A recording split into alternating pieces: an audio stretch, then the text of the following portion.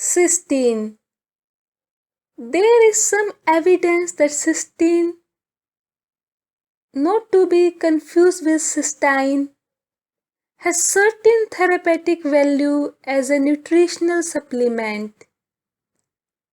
Dr. H. Ghadimi, chairman of Nutrition Committee at New York Medical Center, uses cysteine supplements to treat his patients suffering from obesity. He considers that there is a link between obesity and overproduction of insulin, and the cysteine supplements taken along with vitamin C at the end of the meal somehow neutralizes some of the excess insulin, which is responsible for fat production. He regards this amino acid as anti-cancer and anti-aging and claims that, like vitamin C, cysteine protects the body from damage of oxidants.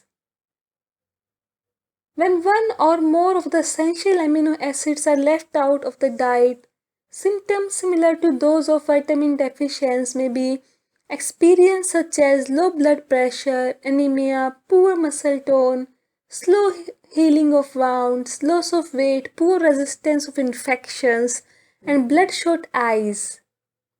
Children who do not get the required amounts of amino acids in their daily diet suffer from stunt growth and permanent damage to the glands.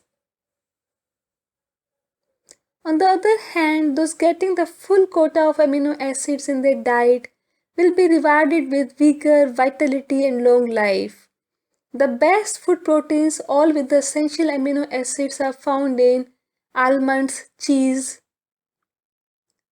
Amino acids are being increasingly and successfully used in the treatment of several diseases such as stomach ulcer, burns, kidney diseases, and liver diseases.